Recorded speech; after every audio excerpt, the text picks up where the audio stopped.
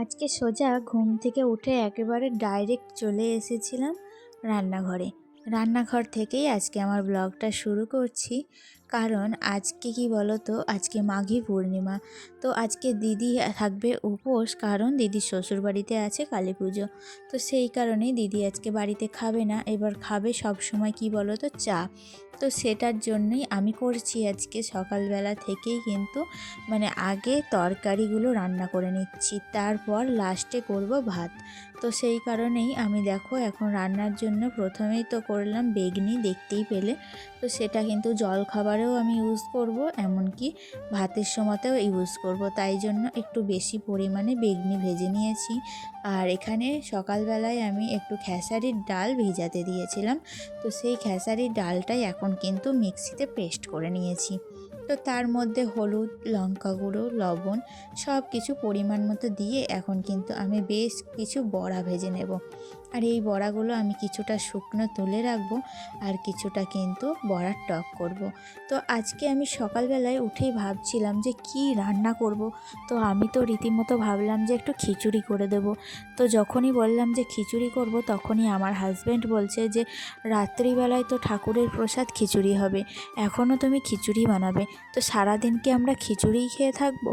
তো ওর তো একদমই মন নেই। তো আমি তো দেখলাম যে ওর যখন মন নেই তখন থাক, ঠিকই তো বলছে। একদিকে রাত্রে দুপুরে সব সময় যদি খিচুড়ি খায়, তারপরে যদি আবার অ্যাসিডিটি হয়ে যায়, তো সেই কথা ভেবে তারপরে ফাইনালি ডিসিশন নিলাম যে না, একটু ভাতই করে দিই। আর তার সাথে নিরামিষ রান্না কি করব ভেবে পাচ্ছিলাম না। তো সেই কারণেই ওইখানে দেখো একটু পালং শাকের শীষ ছিল, তো সেটা দিয়ে একটু চচ্চড়ি করব সর্ষে বাটা দিয়ে। তো নিরামিষ রান্না একদিকে খুব ভালো, জানো, কোনো জোগাড় যন্ত্র করতে হয় না, খুব তাড়াতাড়ি রান্নাটা কমপ্লিট হয়ে যায়। যতই বলো, আমিষ রান্না করতে কিন্তু প্রচুর জোগাড় লাগে। তো মশলা যতই মিক্সিতে করি না কেন, আমার কিন্তু মনে হয় যে আমিষ রান্নার থেকে কিন্তু নিরামিষ রান্নাটাই অনেক সহজ। তো যাই হোক, খেতে ভালো না লাগলেও এটা যখন কাজে সহজ, তখন কিন্তু অনেকটা হেলদি, খুবই ভালো, নিজেদের স্বাস্থ্যের পক্ষেও খুবই ভালো। তো প্রতিদিন মাছ মাংস খাওয়াটাও কিন্তু স্বাস্থ্যের পক্ষে খুবই ক্ষতিকর, এটা আমি মনে করি। আর শাক সবজি যত তুমি খাবে তত কিন্তু তোমার শরীরের পক্ষে ভালো। তো যাই হোক, ওদিকে তো দেখতে পেলে বড়ার টকটা কিন্তু করে নিয়েছি। ওটা কিন্তু সম্পূর্ণ টমেটো দিয়েই করেছিলাম, কারণ এখনকার টমেটোগুলো এত টক যে টমেটো দেওয়ার পর আর অন্য কিছু লাগেই না টক দিতে। তো সেই কারণে শুধু টমেটোর আর বড়ার টক করে নিয়েছি। আর এখানে পালং শাকটা আমি দেখতেই পেলে একটু শুকনো কড়াই ভালো করে নেড়ে চেড়ে তারপর কিন্তু আমি প্রেসার কুকারে 2টো সিটি মেরে নেব। আসলে আমি প্রেসার কুকারটা প্রত্যেকটা কাজে ইউজ করি, কারণ এতে আমার কাজের অনেক সুবিধা হয়। আর প্রেসার কুকারে ওই যে শীষটা পালং শাকের সিদ্ধ হতে একটু টাইম লাগবে, সেই কারণে প্রেসার কুকারটা ইউজ করি। আর তার সাথে আজকে রান্না করেছিলাম একটু ওই যে খোসা শুধু আলু ভাজা। তো এটা কিন্তু আমাদের ভাতের সাথে খেতে বেশ ভালো লাগে। আর তারপরে রান্নাবান্না সকাল সকাল কমপ্লিট করার পর ভাত বসিয়ে দিয়েছিলাম। তো নিচে গ্যাস ওভেনে যখন ভাত হচ্ছে, আমি চলে এসেছি দোতলার উপরে। আর এই যে আমাদের নিচের তলার যে সিঁড়ির পোর্শনটা দেখতে পাচ্ছ, এই কর্নারটা কিন্তু আমার অনেক দিন হলো পরিষ্কার করা হয়নি। যেহেতু বাড়িতে পুজো না হলেও বাড়ির পাশে পুজো, তো পুজো পার্বণ হলে ঘর বাড়িটা পরিষ্কার পরিচ্ছন্ন করতে এমনি কিন্তু মন চায়। তো সেই কারণে আমি নিচের তলাটা সবটাই তো পরিষ্কার করে নিয়েছি। এখন দেখো দোতলার ওপরটাও কিন্তু ভালো করে পরিষ্কার করছি। আর এমনিতেও ঘর বাড়ি পরিষ্কার থাকলে আমার খুবই ভালো লাগে। কারণ কি বলো তো, সকালবেলা থেকেই আমি ফুল এনার্জি নিয়ে কিভাবে কি কাজটা করব, আজকে কোন কাজটা আগে করব, কোন কাজটা পরে করব, এবং আমার বাড়িটাকে কতটা আরও সুন্দর করে তুলতে পারবো, এটাই কিন্তু আমার সব সময় মাথায় ঘোরে। তো সেই কারণেই দেখো আমি কিন্তু এখন ওপরে দোতলাটা মুছে নিচ্ছি। আর এখানে বাবু ওপরে সোফার ওপরে বসেই ছিল, বাঙ্কের ওপরে। তো ওখানে প্রচুর রোদ এসেছে, তো বেশ ঠান্ডা ঠান্ডা ওর ভাব লাগছে, গাটাও বেশ ছ্যাঁকছ্যাঁক করছিল। তো সেই কারণে দেখতেই পাচ্ছ, ও কিন্তু ওখানেই বসে একটু রোদে গেম খেলছে। তো সেই কারণে আমাকে ফোনটা দিচ্ছিল না, তো আমি তো জোর করে 5 মিনিটের জন্য নিয়ে নিলাম চেয়ে। তো তার জন্য কিন্তু কিছু বললো না, হঠাৎ কি মনে হয়েছে দিয়ে দিল আমাকে ফোনটা। তো আমি এদিকে দেখো এখন তো রুমের ঘরটাও মুছতে শুরু করে দিয়েছি। আর কি বলবো, তাড়াহুড়োর মধ্যে চুলটাকে এমন করে বেঁধেছি, দেখো দেখতেই কেমন একটা লাগছে। কিন্তু আমার ওই একটা অভ্যাস, মানে একবার যদি জোর কদমে কাজে লেগে পড়ি তখন নিজের প্রতি আর খেয়াল থাকে না। চুলটাকে তখন গুটিসুটি মেরে উপরের দিকে তুলে একটা কিলি পাঠিয়ে নিই। তো এটাই আমার অভ্যাস জানো। মানে যখন একবার সংসারের কাজে লেগে যায় তখন মনে হয় যে কতক্ষণে সংসারের কাজটা কিভাবে কমপ্লিট করব। তো সেই কারণেই কিন্তু নিজের দিকে তখন আর তাকানোর কোনো সময় থাকে না। আর যখন কাজ সব কিছু করা কমপ্লিট হয়ে যায় তখন মনে হয় যে একটু চুল আঁচড়াই, তখন যদি চুল আঁচড়াতে যাই তখন মনে হয় একটু যেন রেস্ট নিই। তো এইরকমই হয়ে থাকে আমার সাথে। তো আজকে তো কালী পুজো, এবার সবাই ধরো স্নান টান করবো মাথায়, কিন্তু আমাকে আবার টিউশনেও যেতে হবে। তো এখনও কিন্তু আমার একটা কাজ পেন্ডিং পড়ে আছে। তো আজকে আমি অনেকগুলো কাজের একসাথে টার্গেট নিয়ে ফেলেছি, জানি না কিভাবে কমপ্লিট করব, তবুও চেষ্টা করব। তো দেখো এখন আমি চলে এসেছি ছাদের উপরে। আসলে অনেক দিন থেকেই আমার ছাদটা না নোংরা হয়ে রয়েছে। আর বিশেষ করে এখন গাঁদা ফুল তেমন একটা ফুটছে না, কিন্তু গাঁদা ফুল একটু একটু করে ফুটছে। আর এখানে তো ফুলের খুবই সমস্যা, আমার শ্বশুরমশাই তো নিত্যদিনের নিত্য পুজো করেন, তো ফুল কিন্তু ওনার প্রতিদিনই চাই। তো সেই কারণে আমি গাঁদা গাছগুলোকে এখনই তুলে ফেলছি না, তো এক সাইড করে রেখে দেবো। আর ছাদটাকে একটু ভালো করে ডিপ ক্লিনিং করব, কারণ অনেক দিন থেকেই কিন্তু ছাদটা খুবই নোংরা হয়ে আছে। আর ওই যে বলছিলাম না যেসব গাছগুলো রিপোর্টিং করা, যেসব গাছগুলো কাটিং ছাটিং করা, সেগুলোই কিন্তু কাটিং করব। যেহেতু এখন ফেব্রুয়ারি মাস পড়ে গেছে, তো এই ফেব্রুয়ারি মাস করে যদি আমি গ্রীষ্মের যে গাছগুলো আছে সেগুলো যদি রিপোর্ট করতে পারি কিংবা কাটিং করতে পারি, তাহলে কিন্তু সামনে গ্রীষ্মকালে আর বর্ষাকালে আমাকে প্রচুর ফুল দেবে। তো সেই কারণেই এখন আমার একটু বিশেষ যত্ন নিচ্ছি গাছগুলোর প্রতি।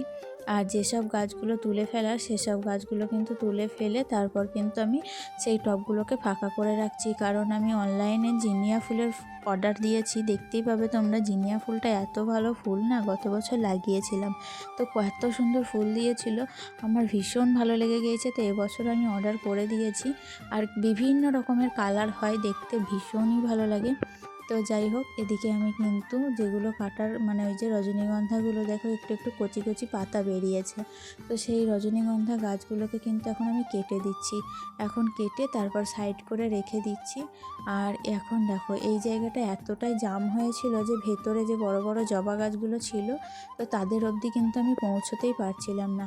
সেই কারণে আমি এক সাইডে যত গাঁদা গাছ ছিল সেগুলোকে সব এক সাইডে রেখে এখন কিন্তু জবা গাছগুলোকে কাটিং করছি। আর এই যে জবাটা আমি এখন কাটিং করছি সেটা হচ্ছে গোলাপি জবা। এটা আমি জানো তো হলুদ জবা মনে করে অনলাইনে অর্ডার করেছিলাম, তারপর কিন্তু আমি ভেবেওছিলাম যে হলুদ জবা, তো এসে যখন লাগাই তারপর যখন ফুল ফোটে তখন দেখি যে গোলাপি জবা। যাই হোক, আমার গাছের যে টাকাটা খরচ করেছিলাম গাছের জন্য সেটা তো আর নষ্ট হয়নি। কিছু না কিছু তো ফুল আমি একটা পেয়েছি, ফুল তো পেয়েছি, তো সেইটা মনে সন্তুষ্টি নিয়েই গাছটাকে রেখে দিয়েছিলাম। আর গত বছর গাছটাতে আমার প্রচুর পরিমাণে ফুল দিয়েছিল। আর এই যে জবাটা এখন কাটিং করছি এটা হচ্ছে ঘিয়া কালারের জবা। তো এই জবাটা কিন্তু আমার শ্বশুরবাড়িতে আগে থেকেই ছিল, তো আগে থেকেই লাগানো ছিল, তারপরে আমার বিয়ের পর আমি এটাকে ভালো করে পরিচর্যা করেছি আর কি। আর আমার ছাদের এই যে কর্নারটা দেখতে পাচ্ছ, এটা হচ্ছে এমন একটা জায়গা যে এই জায়গাটায় কিন্তু সব সময় ছায়া থাকে। তো সেই জায়গাটায় আমি ওই যেসব গাছগুলো রিপোর্টিং করব আর কি, সেগুলো এই কর্নারটায় কিন্তু রেখে দেবো। আসলে রিপোর্টিং করার পর গাছগুলোকে কিন্তু সরাসরি ডাইরেক্ট রোদের মধ্যে রেখে দিতে হয় না, সেটা 2-4 দিন একটু যদি ছায়াযুক্ত স্থানে রাখা হয় তাহলে কিন্তু গাছটা ভালো গ্রো হয়। তো সেই কারণে আমি এই পোর্শনটা আজকে একটু পরিষ্কার করছি। আর এমনিতেও আমার ছাদটা তো অগোছালো হয়েই ছিল, আমাকে তো পরিষ্কার করতেই হতো। আর এইভাবেই পরিষ্কার করতে করতে হঠাৎ করে কী রকম একটা অঘটন ঘটে গেল দেখো। মানে এখানে অনেক দিন থেকেই একটা কাচের বাটি ছিল, তো আমি তো দেখিনি, তো ঝাড় দিয়ে সমস্তটা যখন 2 হাতে একসঙ্গে জড়ো করতে গিয়েছি, তো তখন হঠাৎ করে সেই কাচের একটা টুকরো হাতে এমনভাবে ঢুকে গেল যে গড়গড় করে রক্ত পড়তে লাগলো। তো যাই হোক, রক্তটা তো অনেকক্ষণ চিপে ধরে থাকলাম, প্রচণ্ড ব্যথা করছিল। তো ভাবলাম যে কাজটা যখন শুরু করেছি মাঝপথে তো এরকমভাবে ফেলে রাখলে চলবে না, আমাকে তো কাজটা কমপ্লিট করতেই হবে। তো রক্তটা যেই একটু পড়া বন্ধ হলো অমনি কিন্তু আবারও আমি কাজে লেগে পড়লাম। তো এরকম হঠাৎ হঠাৎ বিপদ কিন্তু আমাদের অনেকেরই হয়েই থাকে, তবে আমাদের থেমে থাকলে হবে না। এই রকম হঠাৎ হঠাৎ বিপদকে আমরা অতিক্রম করে তবুও আমাদের কাজগুলো আমরা যেভাবে এরকম করেই কিন্তু কমপ্লিট করি। তো এতটা কষ্টের পর আমার সব থেকে ভালো লাগছে ছাদটা দেখে, কারণ দেখো ছাদটা কিন্তু আগের থেকে অনেকটাই ফ্রেশ লাগছে, গাছগুলো কিন্তু অনেকটাই ফ্রেশ লাগছে, নতুন ডালপালা বেরোবে, নতুন ফুল ফুটবে, এর থেকে আনন্দের আর কি আছে, তাই না? তো সমস্ত কাজ তো কমপ্লিট। এবার ধরো এই যে বড় বড় ডাল ছিল সেগুলো তো ফেলে দিয়েছি, আর এখন যে তলানি যে গুঁড়ো ধুলো বালি সেগুলোকে কি করলাম, আমি একটা বালতির মধ্যে রেখে দিলাম। তো এটা কিন্তু আমি একটু পচাবো, তা পচিয়ে আবার গাছের গোড়াতেই দিয়ে দেবো। তাতে করে কি বলো তো, পাতা পচা তাছাড়া বিভিন্ন রকম সার গাছের গোড়ায় দিলে গাছের কিন্তু খুব ভালো বৃদ্ধি হয়। তো ফাইনালি দেখো আমার ছাদটা কিন্তু আগের থেকে এখন অনেকটা ভালো লাগছে, তাই না? তো হাতে একটু ব্যথা করছে ঠিকই, কিন্তু কিছু করার নেই। তো এই যে ছাদটা পরিষ্কার, গাছগুলো পরিষ্কার দেখে অনেকটাই ভালো লাগছে। তো এই যে দেখতে পাচ্ছ সমস্ত গাছগুলোকে কাটিং ছাটাং করে একবারে সব পরিষ্কার করে দিয়েছি, আর সমস্তটা সাজিয়ে সাজিয়ে রেখেছি। আর কিছুদিন পর এই গাঁদা গাছগুলোকেও কিন্তু আমি পরিষ্কার করে দেবো। তো ওদের ফুল দেওয়া একটু শেষ হয়ে গেলেই তারপরে কিন্তু পরিষ্কার করব। তো যাই হোক, তারপরে তো স্নান টান করে নিজে কিন্তু রেডি হয়ে নিয়েছি। আর ওই যে বলেছিলাম আজকে সকালবেলায় মাঘী পূর্ণিমা, তো সেই কারণে দিদি উপোস থাকবে। এই দেখো আমরা এখন চলে এসেছি একেবারে সন্ধেবেলায়। তো এই হচ্ছে আমাদের মা কালী, তো এনারই কিন্তু আজকে পুজো, তো তার উপলক্ষেই এত ধুম। তো মাকে দেখো ছোট্টখাট্টোর মধ্যে কি সুন্দর করে সাজিয়েছে, দেখে না চোখ দুটো জুড়িয়ে যায়। মায়ের এই রূপ দেখে সত্যি আমি তো খুবই মুগ্ধ হয়ে গিয়েছি, আর তার সাথে তোমাদেরও একটু শেয়ার করে দিলাম, কারণ সচরাচর কিন্তু এইরকম ছোট্টখাট্টোর ওপরে মূর্তি দেখতেই পাওয়া যায় না, আর দেখলে কিন্তু সেটা আলাদা রকম। এবার মা তো ধরো সবাই সমান, সব মাই সব জায়গায় কিন্তু সমান, কিন্তু তার মহিমা কিন্তু এক এক জায়গায় এক এক রকম। তো বাবুকে তো বললাম যে আসতে একবার ঠাকুরের দর্শন করতে, তো কিছুতেই তো ও এলো না। তো ওকে বাড়িতে ঠাম্মির কাছে রেখে তারপর আমি আর দিদি দুজনা মিলে এসেছি।